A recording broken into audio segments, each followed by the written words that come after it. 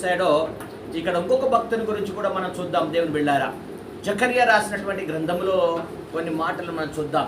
జకర్యా ప్రవచన గ్రంథము 1వ అధ్యాయం 18, 19వ వచనాన్ని మనం చూద్దాం.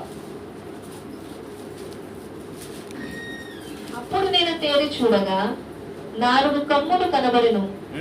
ఇవి ఏమిటని నేను నాతో మాట్లాడుచున్న దూతను అడుగగా అతడు, ఇవి యూదా వారిని ఇశ్రాయేలు వారిని యెరూషలేము నివాసులను చెదరగొట్టిన కొమ్ములను. యెహోవా 4 కంసాలులను నాకు కనపరచగా వీరేమి చేయబోచున్నారని నేను అడిగినందుకు ఆయన, ఎవరినో తల ఎత్తకుండా యూదా వారిని చెదరగొట్టిన కొమ్ములు ఇవే. అయితే వాటిని భయపెట్టుటకును యూదా దేశస్థులందరినీ చెదరగొట్టుటకై వారి మీద బలత్కారము జరిగించిన అన్యజనుల కొమ్ములను పడగొట్టుటకును మీరు వచ్చి ఉన్నారని నాకు సెలవిచ్చాను. చాలు, దేవునికి స్తోత్రం కలుగును గాక. ఈ మాటలు మనం గ్రహిస్తున్నప్పుడు దేవుని బిడ్డారా, ఒక అద్భుతమైనటువంటి సంగతిని ఈ యొక్క మాటలు మనం చూడగలుగుతాం. జకర్యా తేరి చూస్తున్నటువంటి సమయాన దేవుని దూత అతనితో మాట్లాడుతున్నట్టుగా మనం చూస్తాం. ఇక్కడ ఏమని చెబుతుందంటే, అప్పుడు నేను తేరి చూడగా 4 కొమ్ములు కనబడెను. ఇతడు చూస్తా ఉన్నాడు, జకర్యా చూస్తా ఉన్నాడు, 4 కొమ్ములు కనబడతా ఉన్నాయి. అప్పుడు ఇవి ఏమిటి అని నేను నాతో మాట్లాడుచున్న దూతను అడగగా, ఒక దూత వచ్చింది. ఆ దూత మాట్లాడుతుంది. చూడండి, దూత మాట్లాడుతున్నప్పుడు ఆ దాసుడు ఆలకిస్తా ఉన్నాడు. మన జీవితంలో కూడా ఇలాగే చేయాలి. సేవకులు మాట్లాడుతున్నప్పుడు సంఘం ఆలకించాలి, వింటుండాలి, జాగ్రత్తగా వినాలి. మాటలను వింటున్నప్పుడు ఆ మాటల్లో ఉన్న మాధుర్యం ఏంటో, ఆ దేవుని ఆలోచన ఏంటో అర్థమవుతుంది. కనుక ఇక్కడ మనం చూస్తే భక్తుడైనటువంటి ఈ జకర్యా చూస్తా ఉన్నాడు. అదేంటి జరుగుతుంది, ఏ సంగతులు అని చూస్తున్నప్పుడు అక్కడ 17వ వచనంలో మనం చూస్తే, 17వ వచనాన్ని చూస్తున్నప్పుడు, నీవింకను ప్రకటన చేయవలసినదేమనగా ఇక నా పట్టణములు భాగ్యముతో మరి ఎక్కువగా నింపబడును. ఇక చూడండి, ఇక నా పట్టణములు భాగ్యముతో మరి ఎక్కువగా నింపబడును. ఇంకను యెహోవా సీయోనును ఓదార్చును, యెరూషలేమును ఆయన ఇంకను కోరుకొనును. దేవుని బిడ్డలారా, ఈ మాటలు దేవుడు స్పష్టంగా తెలియజేస్తా ఉన్నాడు. ఏమంటున్నాడంటే, ఇప్పటి వరకు ఏ 4 కొమ్ములైతే ఈ యొక్క యూదా వారిని, యెరూషలేము వారిని, ఇశ్రాయేలు వారిని చెదరగొట్టినటువంటి ఈ 4 కొమ్ముల గురించినటువంటి మర్మాన్ని ఇక్కడ తెలియజేశాడు. ఆ 4 కొమ్ములే 4 రాజ్యాలు. ఆ 4 రాజ్యాలే ఇక్కడ ఇశ్రాయేలీల వారిని చెదరగొట్టారు, అనగా యూదా వారిని చెదరగొట్టారు, అనగా యెరూషలేము నివాసులను చెదరగొట్టారు. వారు పూర్తిగా బానిసలుగా మార్చబడ్డారు.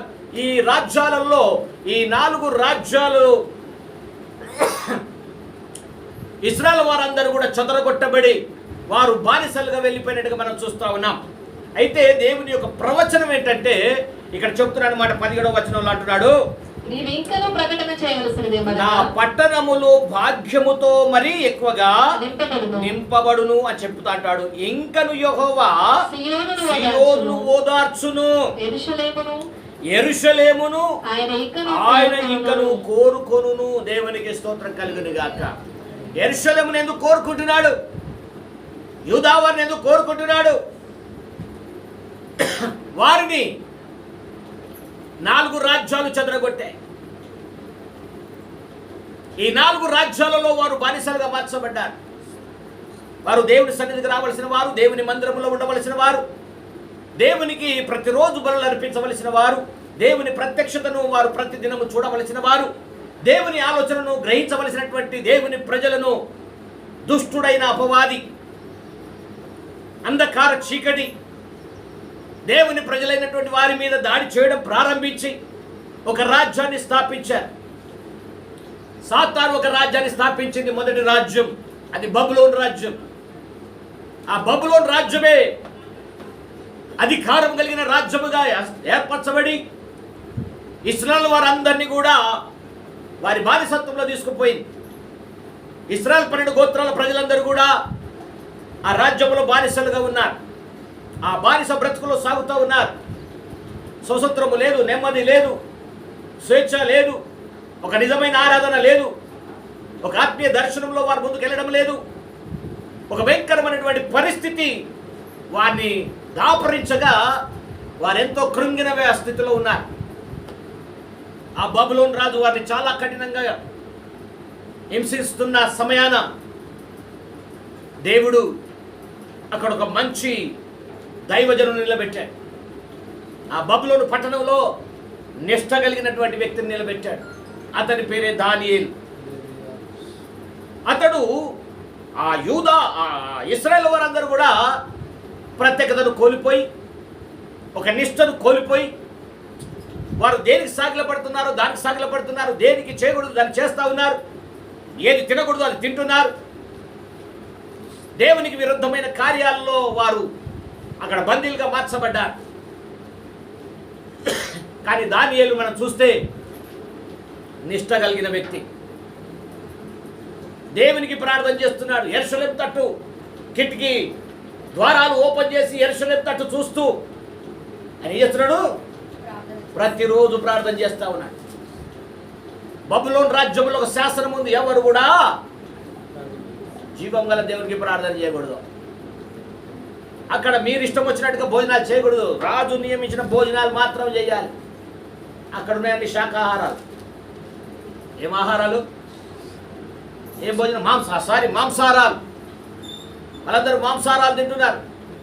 దానియేలు మాత్రం శాకాహారాలు, అంటే పప్పన్నం వగర వగర తీసుకుంటున్నాడు. రాజుకు భిన్నంగా ఉన్నాడు, ఆ రాజ్యానికి భిన్నంగా ఉన్నాడు, అక్కడున్న శాసనానికి భిన్నంగా ఉన్నాడు. మనం గ్రహించాలి, ఒక రాజ్యము విధించిన విధికి, ఆ రాజ్యము స్థాపించిన కట్టడాలకు విరుద్ధంగా ఉంటే ఆ మనుషులను ఏం చేస్తారు? చెరసాల్లో పడేస్తారు, శిక్షిస్తారు, చంపేస్తారు. కానీ మరి ఈయన ఎందుకు రాజాజ్ఞకు లోబడలేకపోతున్నాడు? ఆ రాజ శాసనాలకు ఎందుకు లోబడలేకపోతున్నాడు? ఈ రాజ్యాధికారం కంటే పరముందున్న రాజ్యాధికారం గొప్పది, దేవుని అధికారం గొప్పది. పరమందున్నటువంటి ఆ రాజ్యమే గొప్పది గనుక, ఆ రాజ్యము యొక్క హక్కులు గొప్పవి గనుక, ఆ నియమాలు శ్రేష్టమైనవి గనుక, అవి పరిశుద్ధమైనవి గనుక, అవి ప్రత్యేకమైనవి గనుక, ఈ భూ సంబంధమైన అధికారమే కానీ, ఈ భూ సంబంధమైనటువంటి ఆలోచన ఒక రోజున పూర్తిగా కూలిపోతున్నటువంటి ధైర్యముతో దానియేలు దేవుని పక్షమున నిలబడ్డాడు. దేవునికి స్తోత్రం కలుగును గాక. ఎప్పుడైతే దానియేలు దేవుని పక్షమున నిలబడడం ప్రారంభించిండో అందరూ కూడా, యెరూషలేము వారందరూ కూడా ఆ రాజ్యాలోచనకు లోబడి అందరూ కూడా ఆ శాసనంలోనే మునిగిపోయారు. ఆ శాసనంలో బందీలుగా మార్చబడ్డారు. అయినా కూడా దేవుడు ఏం చేశాడు తెలుసా? ఎవరైతే దేవుని ఆలోచనకు లోబడ్డారో అతన్ని గణపరచడం ప్రారంభించాడు. దానియేలును దేవుడు గణపరుస్తూ ఉన్నాడు. పర సంబంధమైనటువంటి మర్మములను దానియేలుకు దేవుడు బయలుపరచడం ప్రారంభించాడు. ఒక అద్భుతమైనటువంటి కార్యాలు చేయడం ప్రారంభించాడు. జరగబో సంగతులను తెలియజేస్తా ఉన్నాడు. దానియేలు దర్శనంలో చూస్తున్నాడు. ఈ రాజ్యం ఒక రోజున కూలిపోతుంది, ఇంకొక రాజ్యం రాబోతుంది, ఇంకొక కొమ్ము రాబోతుందని దానియేలు ప్రవచన గ్రంథం 8వ అధ్యాయంలో మనం చదవగలుగుతాం. అక్కడ కొమ్ముల గురించి రాయబడిన మాటలు. ఒక కొమ్ము, ఇంకొక కొమ్ము, ఒక బలమైన కొమ్ము, ఒక శ్రేష్టమైన కొమ్ము, ఇలా కొమ్ములు రాబోతున్నాయి. కొమ్ములు అంటే రాజ్యాలు. ఇక్కడ 4 కొమ్ములు అని రాయబడింది. ఈ 4 కొమ్ములను నాశనం చేయడానికి, ఈ 4 యొక్క రాజ్యాలను తుత్తునీలు చేయడానికి 4 కౌన్సాలీలను దేవుడు నిలబెట్టాడట. దేవునికి స్తోత్రం కలుగును గాక. హల్లెలూయా. 4 కౌన్సాలీలు మనం గమనించాలి. ఈ 4 బలమైన రాజ్యాలను కూలగొట్టడానికి ఒక సామాన్యమైనటువంటి కౌన్సిలర్లను దేవుడు వాడుకున్నాడు. ఎవరు ఈ 4 అని మనం గమనిస్తే, దర్యావేష్ కాలములలో ఎజ్రాను దేవుడు వాడుకున్నాడు, నెహెమ్యాను వాడుకున్నాడు, జరుబాబేలును వాడుకున్నాడు, యెహోషువను దేవుడు వాడుకుంటాడు. ఒక్కొక్క కాలంలో ఒక్కొక్కరిని విధంగా దేవుడు వాడుకోవడం ప్రారంభించాడు. ఈ దర్యావేష్ కాలంలో యందు నెహెమ్యా, ఎజ్రా ఎంతగా నిష్టగా నిలబడి దేవుని యొక్క వాక్యం కొరకు ప్రావీణ్యం కలిగినటువంటి జీవితం కలిగి నిలబడ్డారు. వారి ప్రాణాలను తెగించి కూడా నిలబడ్డారు. దేవుని మందిరం పాడైపోతున్నది, దేవుని ప్రజలు పాడైపోయారని దేవుని ప్రజలను ఒక దాటి మీద తీసుకురావడానికి కష్టపడ్డారు. అనేకులు ఒక దాటిలో నిలబడితే దేవుని పక్షమైన ఒకరొక్కరు నిలబడడం ప్రారంభించారు. ఆ రాజ్యాలు, బలమైన రాజ్యాలు ఇశ్రాయేలును బానిసలుగా చేసుకొని వారి బానిసత్వంలో బంధిస్తే కొన్ని సంవత్సరాల వరకు వారి బానిసత్వంలో బ్రతకడం ప్రారంభిస్తే ఆ బానిస బ్రతుకులో నుండి విడుదల కలిగించి జీవం గల దేవుడు ఉన్నాడనేటువంటి ఒక ఆశతో ఎజ్రా నిలబడ్డాడు. ఎప్పుడైతే ఎజ్రా ప్రాకారాలను ప్రారంభించాడో దేవుని మందిరం ప్రాకారాలు పడిపోతే ఆ ప్రాకారాలు కట్టడానికి, ఆ గుమ్మాలను నిలబెట్టడానికి ఎజ్రా నిలబడ్డాడు. నెహెమ్యా నిలబడ్డాడు. ఒక్కొక్క కాలంలో ఒక్కొక్కరుగా నిలబడ్డం ప్రారంభించారు. బబులోను రాజ్యములో దానియేలు నిలబడ్డాడు. మాదియా పారసిక రాజ్యములో ఎజ్రా, నెహెమ్యా నిలబడ్డారు. ఈ పారసిక రాజ్యాన్ని, గ్రీక్ రాజ్యాన్ని దేవుడు ఒక్కొక్క రాజ్యాన్ని కూల్చడం ప్రారంభించాడు. బబులోను రాజు వెళ్ళిపోయిన తర్వాత అది నాశనమైన అంతములో ఒక రాజు వచ్చాడు, ఒక కొమ్ము, అదే పారసీక రాజ్యం. దాన్ని అన్నారు మాదియా పారసీకులు. వారు బలమైన రాజ్యములుగా అవతరించారు. రెండు వైపులా వారు బలమైన రాజ్యాలుగా స్థాపించి ఉత్తర దక్షిణలో వ్యాపించి ఇశ్రాయేలును వారి వశంలో పెట్టి 400 సంవత్సరాలు వారు బానిసలుగా చేశారు. వారిని బంధించారు, కఠినంగా ఎలుబడి చేస్తూ వచ్చారు. వారికి ఆరాధన స్థలం లేకుండా, బలులు అర్పించకుండా, దేవుని మందిరంలో నిష్టగా బ్రతకకుండా, దేవుని కొరకు ఒక శేషం అనేది లేకుండా వారిని కఠినంగా బందీలుగా బంధిస్తే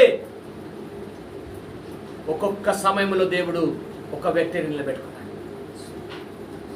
ఎజ్రా పోరాడాడు, నిష్టగా నిలబడ్డాడు, జీవగల దేవుణ్ణి కనుపరిచాడు. నెహెమ్యా నిలబడ్డాడు, ప్రాకారాలను కట్టాడు, గుమ్మాలను కట్టాడు.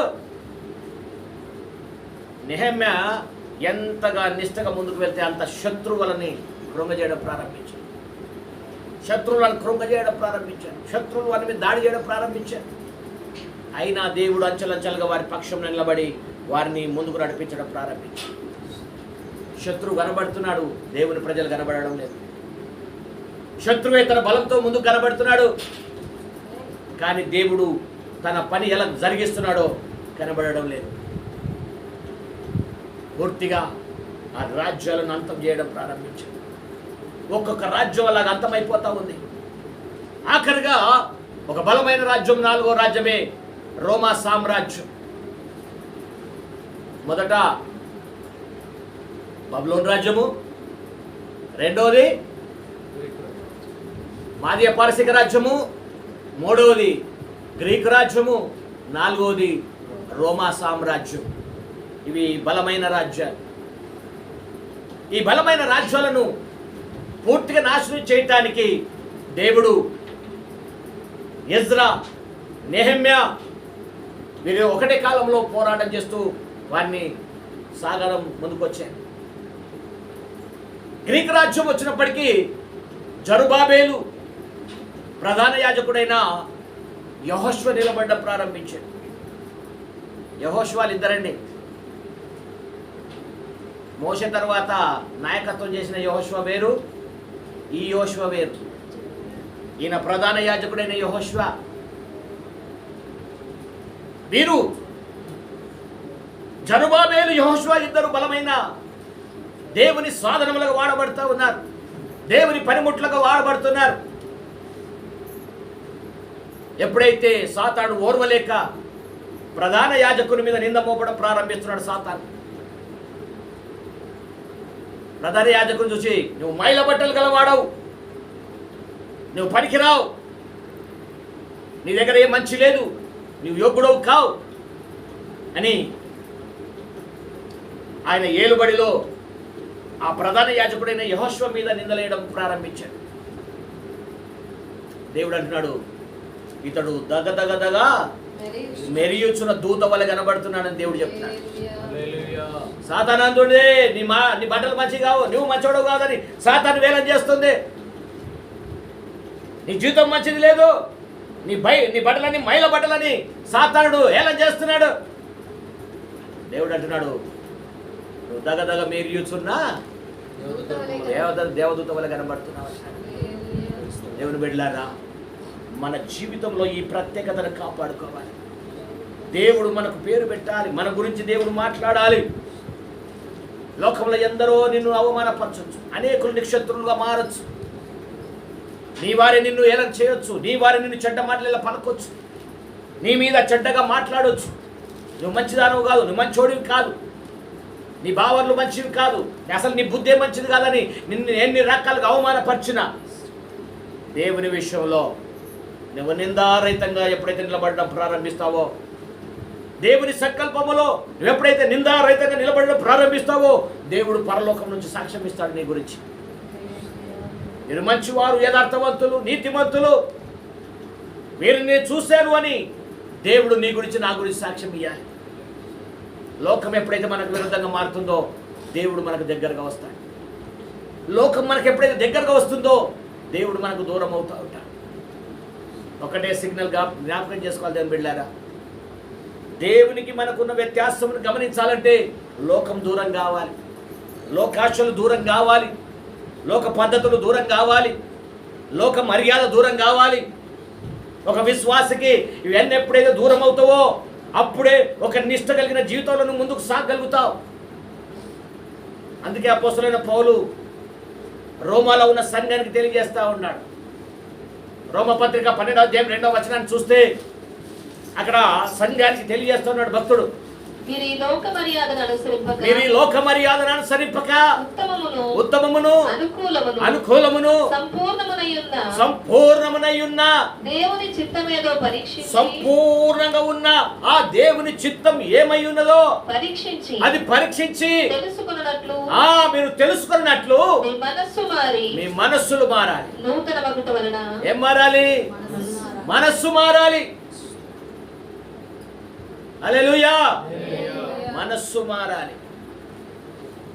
ఈ మనసే నిన్ను లోకంలో తీసుకెళ్ళింది, ఈ మనసే నీ కోరికల్లో తీసుకుపోయి, ఈ మనసే నిన్ను అబద్ధంలో తీసుకుపోయింది, నీ మనసే రకరకాల అపవిత్రమైన ఆలోచనలు తీసుకుపోతున్నది, నీ మనసే నిన్ను చెడు భావాల్లో తీసుకుపోతుంది. కనుక ప్రభు అంటున్నాడు మనస్సు మారాలి. అందుకే భక్తుడు అపోస్తలుడైన పౌలు రోమాలో ఉన్న సంఘానికి చెప్తా ఉన్నాడు, ఆ ప్రజలకు చెప్తున్నాడు, మీ మనసు మారి నూతన మగుట వలన రూపాంతరము చెందుతారంటున్నాడు. దేవుని బిడ్డలారా, మనసు మారితేనే రూపాంతరం ఉన్నది, మనసు మారకపోతే రూపాంతరం లేదు. ఇశ్రాయేలు ప్రజలలో మార్పు లేదు, మనసు మారలేదు. వారెంతో తిరుగుబాటు చేశారు, వారి భయంకరమైన పరిస్థితిలో కొట్టుమిట్టలాడుతున్నారు. అందుకే దూత జక్కయ్య దగ్గరికి వచ్చి ఈ మాటలు తెలియజేస్తావు. ఏమనంటుందంటే, మళ్ళీ చదువుదా మాట 18వ వచనం నుండి మనం చదువుతున్నప్పుడు, అప్పుడు నేను తేరి చూడగా 4 కొమ్ములు కనబడెను. ఇవి ఏమిటని నేను నాతో మాటలాడుచున్న దూతను అడగగా, యూదా వారిని ఇశ్రాయేలు వారిని యెరూషలేము నివాసుల వారును చెదరగొట్టిన కొమ్మనెను. ఎవరెవరట? యూదా వారు, ఇశ్రాయేలీలు, యెరూషలేము వారు. హల్లెలూయా. 12 గోత్రాలే, యాకోబు సంతతే, కానీ ఇక్కడ 3 భాగాలు. హల్లెలూయా. యూదా వారు, ఇశ్రాయేలు వారు ఒక్కటే, కానీ వీరందరూ ఎక్కడున్నారు? యెరూషలేములో ఉన్నారు. కానీ ఇప్పుడు బబులోను వచ్చి ఎవరిని చెదరగొట్టిండు? ఇశ్రాయేలు వారిని చెదరగొట్టాడు. అంటే యూదా వారిని చెదరగొట్టాడు, ఇశ్రాయేలు వారిని చెదరగొట్టాడు. వీరందరూ ఎక్కడికి వెళ్ళిపోయారంటే ఇప్పుడు బబులోను రాజ్యంలో బానిసలు, బబులోను నియమాలకు బానిసలు, బబులోను అలవాట్లకు బానిసలు, బబులోను ఫార్మాలిటీకి బానిస. నీకు ఇవ్వబడిన ఫార్మాలిటీ వేరు, బబులోను ఫార్మాలిటీ వేరు. దేవుని బిడ్డలారా, విశ్వాసకి ఇవ్వబడిన పరిశుద్ధత వేరు, లోకానికి ఇవ్వబడిన అలవాటు వేరు. లోకానికి నీకు పొత్తు లేదు. లోకములో నుండి నిన్ను దేవుడు వేరుపరిచిన ఆ ఏర్పాటు వేరు. కనుకే కాబట్టి మీ లోకరీతి మారాలి అంటున్నాడు. ఆ లోకరీతి మర్యాద మారాలి, లోక అలవాట్లు మారాలి. చాలాసార్లు నేను ఎట్లా నీ ఆత్మీయ సరళత నుంచి, నీ ఆత్మీయ పరిశుద్ధత నుంచి సాతానుడు ఏ రూపంలో నిన్ను లాగుతాడనే సంగతి నీకు తెలియదు. కొందరిని ధన రూపంలో లాగుతాడు, కొందరిని బిజినెస్ రూపంలో లాగుతాడు, కొందరిని చెడ్డ చెడ్డ అలవాట్లను లాగుతాడు, కొందరిని చెడ్డ చెడ్డ కోరికలను బట్టి లాగుతాడు, కొందరిని బూతులను బట్టి లాగుతాడు, కొందరికి అబద్ధాలు పెట్టి లాగుతాడు. ఎన్నెన్నో ఎన్నెన్నో యుక్తిపరుడాడు, ఎన్నో యుక్తి తంత్రశాలి కనుక ఈనాడు ఇశ్రాయేలుని ఆ రోజున ఎలాగ లాగాడో ఈనాడు కూడా సంఘాలలో ఉన్న విశ్వాసులను అలాగే లాగి ప్రత్యేకత లేకుండా, పరిశుద్ధత లేకుండా, పవిత్ర జీవితం లేకుండా ఈనాడు సంఘాలను చల్లా చెదరులు చేస్తా ఉన్నాడు. ఒక నిజమైన సిన్సారిటీ లేదు సంఘాల్లో, ఒక నిజమైన ఆత్మీయత లేదు, ఆత్మల ఆరాధన లేదు, అన్య భాషల ప్రార్థనలు లేవు, గుంపు గమ్మత్తు. దేవుని బిడ్డలారా, ఈనాడు సంఘం ఎక్కడుందని గమనించాలి. ఆనాడు ఇశ్రాయేలు ప్రజలు బబులోనులో బానిసలుగా ఉన్నట్టు ఈనాడు కూడా చాలా మంది విశ్వాసులు ఇలాంటి బబులోన్ అనే లోకంలో బందీలుగా ఉన్నారు. నీ బంధింపబడిన స్థితి నీకు అర్థం కాలేదే. నువ్వెక్కడ బంధింపబడ్డావు, నువ్వెక్కడ బానిస ఉన్నావో, నిన్ను దేన్ని బానిస చేసుకుందో నీకు అర్థం కానంత కాలం నీకు ప్రభు మీద ఆశ నీకు లాగదు. దేవుని సన్నిధికి వెళ్ళాలని ఆశ నీకు రాదు, ప్రార్థన చేయాలని ఆశ నీకు రాదు. కమస్కం తినేటప్పుడన్నా ప్రార్థన చేసుకుందామని ఆశ కూడా నీకు రాదు. ఎంత భ్రష్టత్వము కుటుంబంలోకి వచ్చిందంటే ఒక్కడు చేసిన పాపాన్ని బట్టి ఆ కుటుంబం అంతా పతనమవుతుందని వాక్యం చెప్తుంది. ఒక్కడు దేవునికి లోబడకపోతే అతని బట్టి ఆ కుటుంబమే నాశనం వెళ్తుందని వాక్యం రాయబడింది. వారి తల్లుల పిల్లల కుటుంబాలు నాశనం అవుతాయని వాక్యం చెప్తుంది. ఈ రోజున చాలా మంది గ్రహించలేకపోతున్నారు. ఎవరి ఇష్టం వారిదండి, ఎవరి భక్తి వారిదండి, ఎవరికి అనుకూలంగా వారు ఉంటారండి అని ఈ లోకంలో చాలామంది వారికి అనుకూలతకు సేవకులు వదిలిపెడుతున్నారు. కారణం ఏంటంటే సేవకులు చెప్పినట్టు విశ్వాసాలు విన్నారు కదా, ప్రజలు విన్నారు కదా. ఒకవేళ గద్దిస్తే రేపు రారు కదా. 10,000 దశభాగం వేసుకొని గద్దిస్తాడు, వస్తాడా రేపు? రాడు కదా. 20,000 దశభాగం తెచ్చుకొని గద్దించాడు అనుకో సేవకుడు, ఆడు ఎల్లుండి వస్తాడా? అందుకనే సమాధానం దొంగ అయిన సమాధానమే, విచారైన సమాధానమే, పాపి అయిన సమాధానమే, అబద్ధికుడైన సమాధానమే. ఈనాడు గుంపు సంఘం అంతా గుంపును నింపబడింది. అనేకులకు గుంపుతో నింపబడుతున్నది, సర్దుబాటుతో నింపబడుతున్నది, అనేకమైనటువంటి లోకాచారాలతో నింపబడుతున్నాయి, లోక సంబంధమైన ఆచారాలతో నింపబడుతూ ఉన్నాయి. ఒక్కడు లేడు. ఇశ్రాయేలీలలో చెదిరిపోయిన గుంపులో ఎజ్రా నిలబడ్డాడు, నెహెమ్యా నిలబడ్డాడు, జరుబాబేలు నిలబడ్డాడు, యెహోషువ నిలబడ్డాడు, దానియేలు నిలబడ్డాడు. ఆ కాలములలో చెదిరిపోయిన ప్రజల మధ్యలో నిలబడి దేవుని ఆలోచన బయలుపరుస్తూ ఉన్నారు, దేవుని యొక్క సత్యాన్ని బయలుపరుస్తూ ఉన్నారు, దేవుని యొక్క మర్మాలను బయలుపరుస్తూ ఉన్నారు. ఆనాడు వారి మాటలు వినకపోతే వారు నాశనం అయిపోయేదే. కానీ దేవుడు అంటున్నాడు, ఈ 4 కంసాలీల ద్వారా ఆ బలమైనటువంటి కొమ్ములను నాశనం చేయడానికి దేవుడు ఈ 4 కంసాలీలను వాడుకున్నాడు. దేవుని వెళ్ళారా, ఆ 4 కంసాలీల ద్వారా ఆనాడు ఆ 4 రాజ్యాలను పూర్తిగా నిర్వీర్యం చేయటానికి దేవుడు 4 భక్తులను ఏ విధంగా వాడుకున్నాడో అదే ప్రకారంగా ఈ నేటి దినముల్లో కూడా సత్యం ప్రకటించే సేవకులను నిలబెడతాడు, నిష్టగా నిలబడే సేవకులను నిలబెడతాడు. అంత మాత్రమే కాదు, నిష్టగా నిలబడే దేవుని ప్రజలను కూడా నిలబెడతాడు. కొంతమంది నిష్టగా నిలబడే ప్రజలు ఉన్నారు, దేవుని కొరకు నిలబడే వారు ఉన్నారు, దేవుని సంఘం కొరకు నిలబడే వారు ఉన్నారు, సంఘాన్ని కట్టాలన్న తాపత్రయం కలిగిన వారు ఉన్నారు, సంఘం కొరకు రాత్రి పగలు ప్రార్థన చేసేవారు ఉన్నారు. లోకము నశించిపోతుంది, లోకంలో నశించిపోతున్న ప్రజల కొరకు రాత్రి పగలు ఏడ్చేవారు ఉన్నారు. ఇలాంటి వారు ఉన్న కారణాన దేవుడు నశించిన దాన్ని వెతికి రక్షించడానికి ప్రభు మరలా ఆయన తిరిగి రాబోతున్నాడు. దేవుని బిడ్డలారా, ఈ 4 రాజ్యాలు నేను మీద చెప్తున్నాను, ఇంకా లోపలికి వెళ్ళట్లేదు, మీద చెప్పుకొస్తున్నాను. మీకు లోపలికి వెళ్తే ఇప్పుడు సమయం చాలదు కనుక నేను పైన చెప్పుకొస్తున్నాను. ఈ బబులోన్ రాజ్యం, మారియా పారసిక రాజ్యాలు, గ్రీక్ రాజ్యం,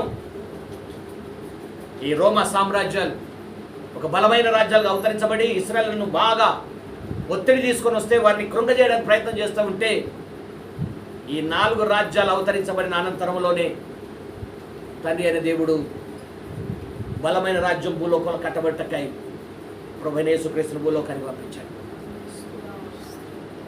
ఈ రోమా సామ్రాజ్యం బలమైన రాజ్యం అవతరించబడినప్పుడు 430 సంవత్సరాలు ఇశ్రాయేలు బానిసలుగా ఉన్నప్పుడు దేవుడు తన ప్రియ కుమారుని లోకానికి పంపించాడు.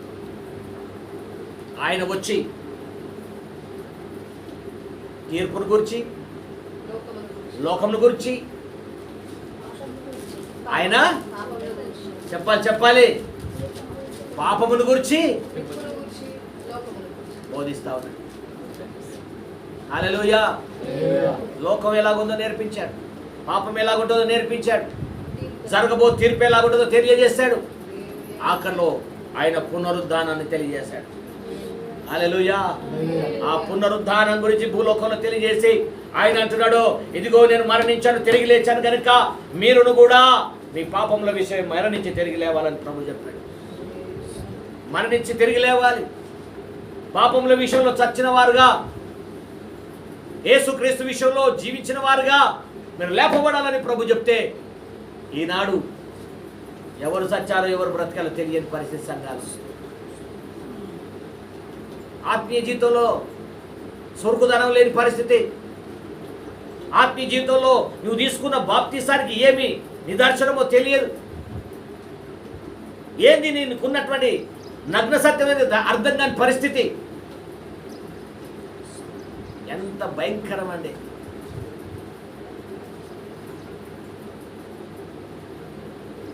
ఒక నిష్ట కలిగిన జీవితం లేకుండా పోయి, ఒక నిష్ట అనేది లేదు, ఒక ప్రత్యేకత అనేది లేదు. భూమి మీద అనేక అబద్ధ సేవకులు బయలుదేరారు, అబద్ధికులు అనేకులు వెళ్ళారు. ఈడ సంఘం కడుతున్నా, ఆడ సంఘం కడుతున్నా, ఆడ సంఘం కడుతున్నా అనేక రకాల బోధలు చేసేవారు అనేకులు వెళ్ళారు. అనేక అబద్ధాలు. ఎట్లనన్ను నువ్వు ఎట్లనన్ను భక్తి చేస్తే చాలు, నీ బతికి ఎట్లనన్ను నీ భక్తి చేస్తే చాలు, నాకు కానికిస్తే చాలు. ఇలాంటి జీవితం కలిగిన వారు ఎందరో భూలోకంలో వెళ్తున్నారు. ప్రభు అన్నాడు, వారు మొరగని కుక్కలు అన్నాడు. దేవుని బిడ్డలారా, దేవుడు ఏ వాక్య ప్రకారంగా మనిషిని సిద్ధపరుస్తాలనుకున్నాడో ఆ ప్రకారంగా మనం సిద్ధపడాలి. దేవుని వాక్యం ఏ విధంగా ఆ కంసాలను ఎలాగ నిలబెట్టాడో అలాగ మనం నిలబడాలని కోరుకుంటున్నాడు.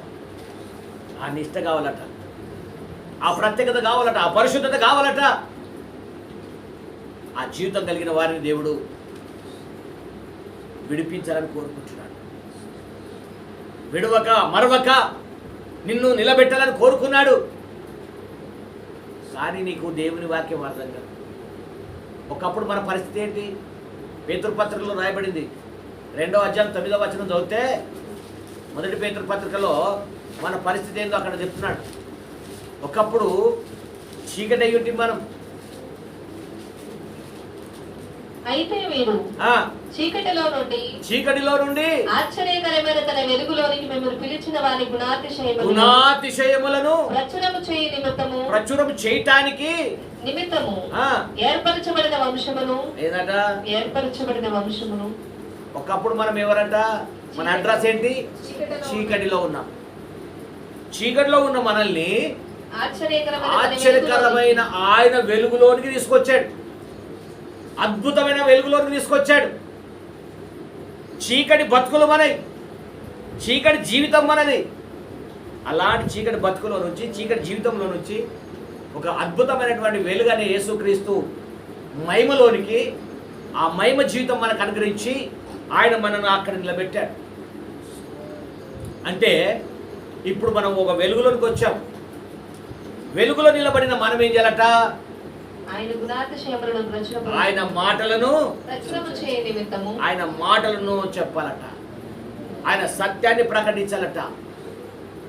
ఆయన ఉన్నది ఉన్నట్టుగా బైబిల్లో ఏం చెప్పబడిందో, ఏ సత్యమైతే ఉన్నది ఉన్నట్టుగా చెప్పబడిందో ఆ సత్యంని చెప్పాలట. ఆ సత్యమే ప్రకటించాలట. ఆ సత్యమే మనము పాటించాలట. ఇది చేయకపోతే, దేవుడు ఏదైతే చెప్పాడో అది చేయకపోతే, చెప్పండి, దేవుడు చెప్పింది చేయలేదనుకో, అప్పుడు మనం ఎవరిమి?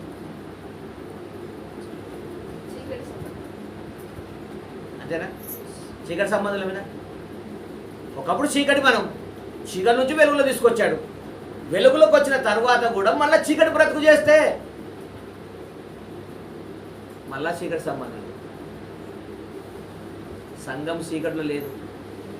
సంఘము చీకటిలో లేదు, వెలుగులో ఉంది. హల్లెలూయా. దేవుని బిడ్డలారా, ఇశ్రాయేలు ప్రజలను దేవుడు విడువక మరల వారిని ఏం చేయాలనుకున్నాడు? హల్లెలూయా. సియోనును జ్ఞాపకం చేసుకుంటానన్నాడు, వారిని ఆశీర్వదిస్తానన్నాడు. యెరూషలేము వారిని వదిలిపెట్టానన్నాడు, వారి పక్షంలోనే నిలబడతానన్నాడు. దేవుడు అన్న మాట ప్రకారంగానే ఇశ్రాయేల్ పక్షంలో నిలబడ్డాడు. 4 రాజ్యాలను కూల్చేశాడు. 4 రాజ్యాలను కూల్చేసిన దేవుడే దేవుని రాజ్యాన్ని భూలోకంలో దింపాడు. పరలోక రాజ్యంలో ఉన్న దేవుని రాజ్యాన్ని భూలోకంలో తీసుకొచ్చాడు. ఆ భూలోక రాజ్యంలో కట్టబడిన రాజ్యమే యేసుక్రీస్తు రాజ్యము. దేవునికి స్తోత్రం కలుగునుగాక. ఆ యేసుక్రీస్తు రాజ్యమే నీతి రాజ్యము, అది పరిశుద్ధ రాజ్యము, అది పవిత్ర రాజ్యము, అది నిజమైన రాజ్యము. ఆ రాజ్యములోనికి మనం అందరం వచ్చాము. దేవునికి స్తోత్రం కలుగునుగాక. ఆ పవిత్రమైన రాజ్యములో మనం ఉన్నాం కనుక ఇప్పుడు మనం ఎవరిమంటే ఆయన గుణాతిశయములను ప్రచురించినటువంటి రాజులైన యాజకులమై ఉన్నాము. దేవుని బిడ్డలారా, రాజులైన యాజక సమూహమై ఉన్నాము. ఆయన పరిశుద్ధ జనాంగమై ఉన్నాము. ప్రత్యేక సొత్తైన ప్రజలుగా ఉన్నాము. ఆయన నీతి రాజ్యములో ఒక నీతిమంతుల గుంపులో మనం ఉన్నాము. దేవునికి స్తోత్రం కలుగునుగాక. ఎంత గొప్ప యోగ్యతను ఈ లోకంలో మనకు దేవుడు అనుగ్రహిస్తే ఈనాడు చాలా మంది దేవుని మందిరాలకు రాలేరే. దేవుని మందిరం అంటే ఇష్టం లేదే. పని పని పని పని, ఎప్పుడు పనే, ఆ పని ఈ పని, ముసలక్క ముచ్చట్లు పెట్టుకుంటా దేవుని రాజ్యాన్ని కోల్పోతున్న వారు ఒక రోజున తప్పించుకోరట. ఒకరోజు తప్పించుకోరు. మహాభయంకరమైనటువంటి కటిక చిగురులో పడేస్తానంటున్నాడు. సాతానుడు వారిని పట్టుకొని ఏ విధంగా అయితే ఆ బబులోను రాజ్యంలో ఇశ్రాయేలీయులు పడి ఎంత భయంకరమైన కృషించిపోయారో, ఎంత నాశనకార్తలుగా మార్చబడ్డారో, అలాంటి ఒక భయంకరమైనటువంటి వినాశనము ఏ కుటుంబంలో రాకుండా ఉండాలంటే ప్రతి కుటుంబంలో ప్రతి ఒక్కరు ఎక్కడ తిరగాలి? ఎక్కడ తిరగాలి? నిర్లక్ష్యంగా ఉన్నవారు ఎక్కడ తిరగాలి? దేవుని మందిరం రాకుండా ఉన్నవారు ఎక్కడ తిరగాలి? దేవుడి వైపు తిరగాలి. హల్లెలూయా. మనం అంటాం వాళ్ళు వినరు, వాళ్ళు మొండోళ్ళు, వాళ్ళు వినరు. ఏమంటారు? వాళ్ళు మొండోళ్ళు, వాళ్ళు వినరు. అన్నం తింటే అప్పుడు వింటారా? మమ్మీ మమ్మీ చికెన్ తీసుకురా అప్పుడు వింటారా? మమ్మీ మమ్మీ బిర్యానీ చేయి అప్పుడు వింటారా? ఇవన్నిటికీ వింటారు. కానీ దేవుని మందిరానికి రమ్మంటే హల్లెలూయా. అప్పుడు నువ్వేం చేయాలి తెలుసా? ప్రతిసారి ముళ్ళు పొడిచినట్టుగా ఉండాలి. ముందు దేవుని మందిరం, తరువాత ఇవన్నీ. ముందు దేవుడు, దేవుని దగ్గరికి నువ్వు వస్తే ఏ రోగం నీ ఇంట్లోకి రాదు. ద్వితీయోపదేశ ఖండంలో ఉంది. నువ్వు దేవుని మాటలు శ్రద్ధగా వింటే ఏ వ్యాధి నీ ఇంట్లోకి రాదని వాక్యం చెప్తుంది. ఈ దీవెనలన్నీ నీ ఇంట్లోకి వస్తాయి. ఏ రోగం నీ ఇంటికి రాదట, ఏ శాపం నీ ఇంటికి రాదట. ఎక్కడైనా దీవింపబడదు. మరి ఈ రోజున చాలా శ్రమలు కష్టాలు ఎందుకు వస్తున్నాయి? మాట వినకపోవడమే శాపం. దేవుని బిడ్డలారా, నువ్వు దేవుని మాట వింటే నీ కుటుంబంలోకి వచ్చే గాశారం అంతా తొలగిపోతుంది. నీ కుటుంబంలోకి వచ్చే శాపం తొలగిపోతుంది. నీ కుటుంబాన్ని అలబడించే ఏ కష్టమైనా సరే నువ్వు ఆనాడు నిలబడ్డా భక్తుల వలె నువ్వు ఈనాడు నిలబడడం నేర్చుకో. దేవుని సన్నిధిలో నిలబడడం నేర్చుకో. నువ్వు దేనికి దానికి మార్చుకోవద్దు. నీ ఫార్మాలిటీ కోసం నువ్వు ఏదో మార్చుకోవద్దు. ఎప్పుడు దేవుడు అంటే నాకు ఎట్లా కష్టం నడిచేది ఎట్లా, ఎప్పుడు దేవుడు అంటే ఎట్లా నడుస్తుంది అనేది మార్చుకోకు. దేవుడు దేవుడే. హల్లెలూయా. నువ్వు దేవునికి ఎప్పుడైతే ప్రాముఖ్యత దేవునికి ఇవ్వడం ప్రారంభిస్తావో, నీ సమయాన్ని దేవుని మందిరంలో కేటాయించడం ప్రారంభిస్తావో, నీ జీవితం అంతా కూడా ప్రభు సన్నిధిలో నువ్వు కేటాయించడం ప్రారంభిస్తావో, అప్పుడు దేవుడు నీ పక్షమున నిలబడతాడు. దేవునికి స్తోత్రం కలుగునుగాక. దేవుని బిడ్డలారా, ఆనాడు ఈ 4 రాజ్యాలు ఇశ్రాయేలును బలమైన రాజ్యాలుగా ఉండి వారిని తొత్తునిలుగా చేసి బానిసత్వంలో తీసుకుపోతే దేవుడు ఆ రాజ్యంలో దానియేలు నిలబెట్టినట్టుగా, జరుబాబెలు నిలబెట్టినట్టుగా, ఎజ్రాను నిలబెట్టినట్టుగా, నెహెమ్యాను నిలబెట్టినట్టుగా ఈనాటి దినములో నువ్వు నిలబడగలవా? నువ్వు నిలబడితే నీ ద్వారా అద్భుతం చేయాలని కోరుకుంటున్నాను. నువ్వు సత్య కొరకు నిలబడితే, దేవుని కొరకు నిలబడితే నీ పక్షమున ఉండి యుద్ధం చేసేది దేవుడే. నీ కుటుంబ పక్షం నిలబడి యుద్ధం చేసేది ఆయనే. ఆయన నీ పక్షం నిలబడతాడు, నీతో నిలబడతాడు. దేవుని బిడ్డలారా, ఈ చిన్న మాటలను జ్ఞాపకం చేసుకొని ఒక్కసారి నీ మనసును ప్రభు వైపు చెప్తావా? మోకరించండి. ప్రభువా, ఈ 4 రాజ్యాలను 4 కొమ్ములను కూలగొట్టడానికి, వాటిని తొత్తునిలు చేయటానికి 4 కౌశాలీలను వాడుకున్నట్టుగా ఈ భూలోక రాజ్యంలో మేము ఉంటున్నాం. దుష్టుడైన అపవాది అనేక రకాలుగా నానా రకాల ఆలోచనలు పెట్టి నానా తలపుల చేత మమ్మలను లోకంలో గీడ్చుకుపోతున్నప్పుడు, లోకం ఆశల వైపు గీడ్చుకుపోతున్నప్పుడు, ఈ పాపపు యొక్క అంధకార క్రియల నుండి మేము విడిపించబడుటకు ప్రభువా నీవు మాలో ఉండి ఆనాడు 4 కౌశాలీలు నిలబడినట్టుగా నేటి దినముల యందు మమ్మల్ని నిలబెట్టండి. మాకు ప్రత్యేకత నేర్పించండి, పరిశుద్ధత నేర్పించండి, పవిత్రతలో నిలబడడానికి కృప చూపండి, నీ మాట వినడానికి కృప చూపండి. ఈనాడు దేవుని మాట వినకపోవడమే నీకు వచ్చినటువంటి అనేక రకాల శ్రమలు. దేవుని మాట వినకపోవడమే రకరకాల శోధనలు మీకు వస్తున్నాయి, రకరకాల ఆపదలు మీకు వస్తున్నాయి, రోగాలు నీ ఇంటికి వచ్చాయి, రోగాలు నీ పిల్లల్లోకి వచ్చాయి, రోగాలు నీ భర్తలకు వస్తున్నాయి. అవును ప్రభా, మాలో అనేక రకాల రోగాలు మమ్మల్ని ఆవరిస్తున్నాయి, అనేక ఆపదలు మమ్మల్ని ఆవరిస్తున్నాయి. ఈనాడు మేము ఎక్కడ తప్పామో, ఏ విషయంలో తప్పుతున్నామో ప్రభువా మమ్మల్ని దర్శించండి, మమ్మల్ని దర్శించండి. సమర్పించుకో సహోదరి, నీ జీవితాన్ని ప్రభుకి అప్పగించి. సహోదరు, నువ్వెక్కడ తప్పిపోయావు? ఎందుకు కఠినంగా మారుతున్నావు? ఎందుకు నీకు ప్రార్థన చేయాలనిపించట్లేదు? కుటుంబంలో ప్రార్థన చేయవు, ఇంట్లో ప్రార్థన చేయవు, కుటుంబ ప్రార్థన చేయవు, పిల్లలు కూర్చొని పెట్టుకొని ప్రార్థన చేయలేవు, ఆహారం భోజించినప్పుడు ప్రార్థన చేయవు. ఇంత కఠినం ఎందుకు వచ్చింది? ఎందుకు దిగజారిపోతున్నావు? నువ్వు చేసిన తిరుగుబాటును బట్టి కదా నీ కుటుంబాల శోధన. ఎవరు తప్పిదములు చేస్తే వారి శోధనలు అధికమవుతున్నాయి. ఈ రోజున మనల్ని మనం పరీక్షించుకుందాం. ప్రభువా,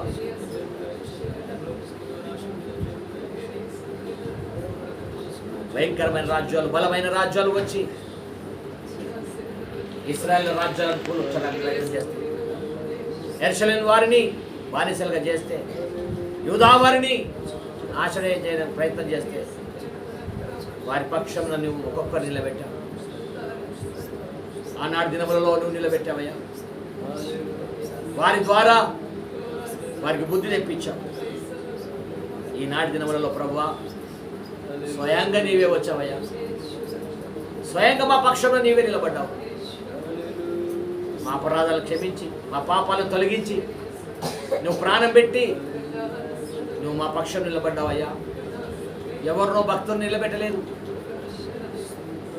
ఎవరినో నీ దాసులు నిలబెట్టలేదు, స్వయంగా నీవే వచ్చావు.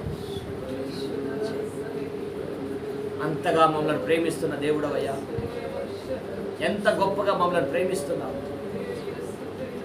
మా అపజయాలను తొలగించాలని, మా బాధల నుంచి మాకు వివరణ దయచేయాలని నాకు నాయన నీ సన్నిధిలో మమ్మల్ని నిలబెట్టాలని, మా చెడిపోయిన బ్రతుకుల నుంచి, పడిపోయిన జీవితాల నుంచి, దిగజారినటువంటి పరిస్థితుల నుంచి మాకు గొప్ప విడుదల రావాలని నువ్వు కోరుకుంటున్నావు దేవా. ఈరోజు మమ్మల్ని మేము పరీక్షించుకొని నీ వైపు తిరగడానికి సాయం చేయి. మా మీద ఏవి దాడి చేస్తున్నావో దాని నుండి మేము విడుదల పొందాలి. అవి మేము ఏవి పట్టుకున్నావో దాని నుండి మేము విడుదల పొందాలి. ఈ రోజున మాకు విడుదల దయచు, ఈ రోజున మాకు విడుదల దయచు. నీ కార్యాల చేత మమ్మల్ని బలపరచు ప్రభా.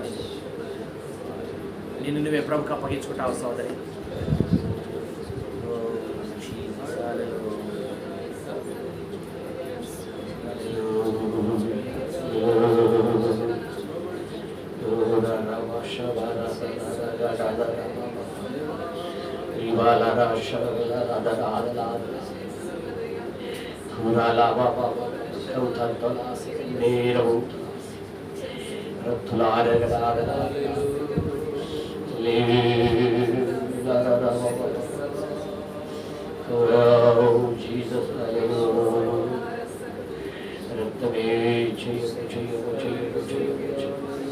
పరిశుద్ధాత్మ దేవుడా నీకు మహిమ కలుగునుగా, మహిమ కలుగునుగా.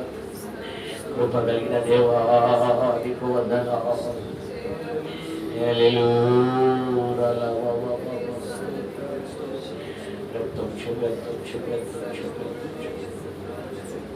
ఇంతవరకు చెప్పబడిన కొన్ని మాటలే పై విషయాలు చెప్పబడ్డాయి.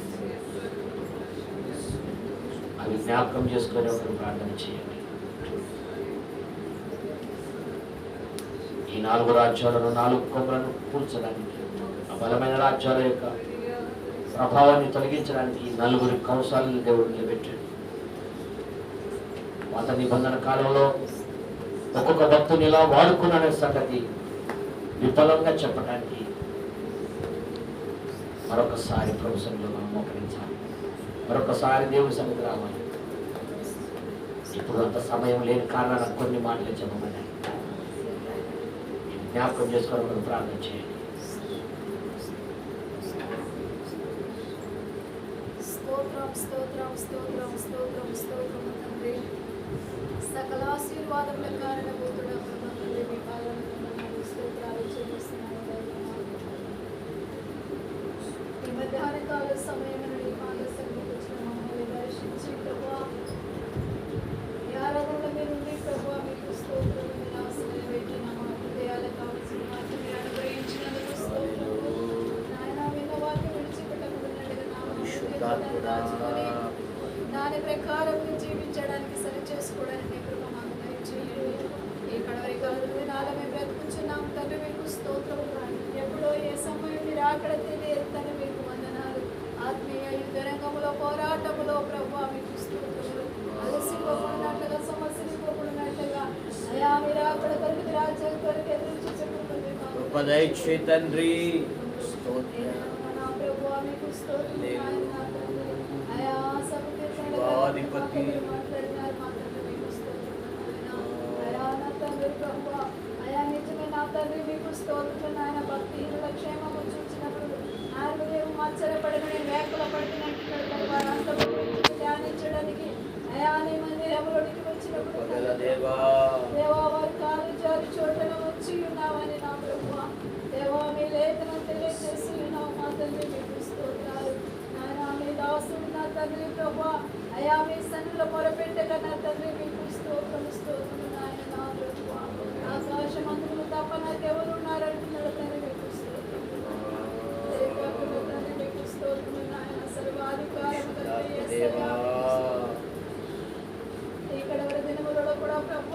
దేవా మీకు స్తోత్రం నాయన. అయ్యా నా తండ్రి నీ యొక్క నా ప్రభువా, దేవా నాయన నా తండ్రి నాయన, ఆ యొక్క నా ప్రభువా మీకు స్తోత్రం. జకరియా గ్రంథంలో మాతో మీరు మాట్లాడి మమ్మల్ని హెచ్చరించినారు. అయ్యా నా తండ్రి ఆ యొక్క 4 కొమ్ములు 4 ప్రభువా, రాజులు 4 నా ప్రభు సామ్రాజ్యాలు ఎలాగున్నాయో తండ్రి, ఆ యొక్క సామ్రాజ్యాలు ఎలా కట్టబడే ఎలాగున్నాయో మీరు తెలియజేసినారు. యెరూషలేము వారని, యూదా వారని, ఇశ్రాయేలు వారని తండ్రి మీరు మాకు తెలియజేసి బయలుపరిచినారు తండ్రి నాయన. మీకు స్తోత్రములు. వారిని జయించడానికి నా ప్రభువా దేవా మీకు స్తోత్రం నాయన. అనేక రాజులు వచ్చినప్పుడు తండ్రి మీకు స్తోత్రములు. వారి పక్షంలో పోరాడడానికి 4 కంసాలిలో నిలబెట్టి దేవా మీకు స్తోత్రములు నాయన. అయ్యా ఇశ్రాయేలులను నా తండ్రి నాయన యూదా వారిని, యెరూషలేము వారిని కాపాడాలని మీ ప్రణాళిక మీ యొక్క చిత్తమైనట్టుగా తండ్రి మీకు స్తోత్రములు. ఇక్కడ దినములలో కూడా ప్రభువా దేవా మీకు స్తోత్రం నాయన. సంఘమైన మామూలు కాపాడడానికి తండ్రి మీకు స్తోత్రాలు నాయన. మీ పరిశుద్ధాత్మ యొక్క అయా నా తండ్రి సంశయకరువులు తండ్రి కావలిగా ఉంచిన మా గొప్ప దేవుడా మీకు స్తోత్రాలు నాయన. నా తండ్రి ప్రభువా మీ పరిశుద్ధాత్మ ఆధ్వర్యంలో మమ్మల్ని సిద్ధపరచండి. ఈ లోకమున వాటిని ప్రేమింపకుండా అంటున్నావు తండ్రి. అయ్యా ఎవడు ఈ లోకమని ఆదరణ సేవలో ఉంటాము అయా సంపూర్ణమైన దేవుని చిత్తం ఏదో నంతర తెలుసుకొని నా తండ్రి అయా నా తండ్రి మీకు స్తోత్రం. మీ మనసు మారి నూతన మగటబల రూపాంతరం పోతుందని చెప్పావు కనుక ఈ దినమున మా మనసు మార్చుకొని మా హృదయాలు మార్చుకొని తండ్రి హృదయపరిక మీ వైపు తిరిగి మిమ్మల్ని వెతికి ధ్యానించి మీకు సాక్షులుగా బ్రతుకుటకు సహాయం చేయని అలనాడు తండ్రి ఎజ్రని ఆహారాన్ని ఎలాగ నిలబెట్టుకున్నాడు రో ప్రభువా. ఈ అంత దినములలో కూడా ప్రభువా మీకు స్తోత్రాలు నాయన. అయా నీ పిల్లలమైన మమ్మల్ని నీ కొరకు సాక్షిగా మీ నామమ్మ ఈ మాటలు నిలబెట్టుతాను మీకు స్తోత్రాలు నాయన. లోక పాపము సమస్త మమ్మల్ని ఎలకున్నట్లుగా మీ పరిశుద్ధ ఆత్మాధ్వర్యములో మమ్మల్ని సిద్ధపరచండి మా తండ్రి నీకు వందనాలు నాయన. లోకం భయంకర కుప్పకుచ్చుండగా తండ్రి మీకు స్తోత్రం. దాని ఆశలు గతించున్నావు కనుక నీ వాక్యం నిన్న నేడు ఒక రీతిగా నిలిచి ఉండదు కనుక ప్రభు అయా వాక్యానుసరంగా క్రమానుసరంగా నియమానుసరంగా మీరు మమ్మల్ని నిలబెట్టండి తండ్రి మీకు స్తోత్రములు. దేవా ఈ సమయం అందు కూడి వచ్చి మమ్మల్ని అందరినీ దర్శించండి నాయన మీకు స్తోత్రములు. దేవా దిన మీ పోలికలోనికి మీ స్వరూపంలోనికి మేము మార్చబడానికి నీ కృప చూపించమని సమస్త మహిమ ఘనత ప్రభావాలు మీరే పొందమని నజరేయుడైన యేసుక్రీస్తు అతి పరిశుద్ధ నామములో ప్రార్థించి అడిగి వేడుకుంటున్నాను తండ్రి. ఆమేన్. మహోన్నతుడా మహాగణుడైన తండ్రి పరిశుద్ధుడా నీకు వందనాలయ్యా.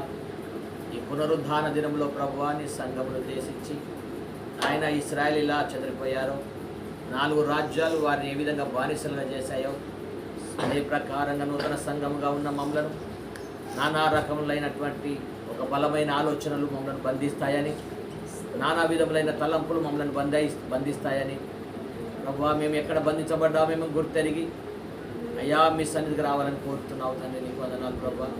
మేము విడుదల పొందాలని కోరుకుంటున్నావు తండ్రి. మాకు విడుదల ఇవ్వాలని కోరుకుంటున్నారయ్యా. మా స్థితిగతులను ఎరిగి మాతో మాట్లాడిన మా యేసయ్యా నీకు వందనాలు. మా తప్పులు మేము తెలుసుకొని మా పొరపాట్లు మేము తెలుసుకొని ప్రభువా తిరిగి రావడానికి దేవా ఒక గొప్ప స్వేచ్ఛను స్వతంత్రాన్ని మీరు అనుగ్రహిస్తున్నందుకు స్తోత్రాలు చెల్లిస్తున్నాం. దేవా మా జీవితాల్లో నీ కృపను అనుగ్రహించండి. పాత జీవితాన్ని వదులుకొని నాయన చిత్తవృత్యాన్ని నూతనపరచబడి ఒక నిజమైనటువంటి ఆత్మీయ ఆలోచనతో నీ పాస్తానికి రావడానికి కృప చూపమని ప్రార్థన చేస్తూ ఉన్నాం. మమ్మల్ని దర్శించి బలపరచమని ఏమైంతవరకు చెప్పబడిన కొన్ని మాటలు పిల్లల హృదయాలు దాచబడడానికి కార్యం జరిగించండి. ఆనాటి దినంలో నెహెమ్యా ఎజ్రా ఎలాగ నిలబడ్డారో ఆయన ఈనాటి దినంలో కూడా మేమందరం కూడా నిలబడడానికి నీవే ప్రతి ఒక్కరిని నీ ఆత్మను కుమ్మరించండి, నిలబెట్టండి, కార్యం జరిగించి మాయం పొందుమని యేసయ్య పరిశుద్ధ నామమున అడిగి వేడుకొంచున్నాం మా పరమ తండ్రి. ఆమేన్. మన తండ్రి అయిన దేవుని ప్రేమ, మన ప్రభువైన యేసుక్రీస్తు కృప, పరిశుద్ధాత్మాన్యున్న సావాసం సన్నిధి కూడి వచ్చిన సంగమునకు సకల పరిశుద్ధులకు సదా తోడుగా ఉండి నడిపించును గాక. ఆమేన్. ఆమేన్. దేవునికి స్తోత్రం కలుగును గాక. అందరికీ ప్రభు పేరిట వందనాలు. Praise the lord. అందరికీ వందనాలు.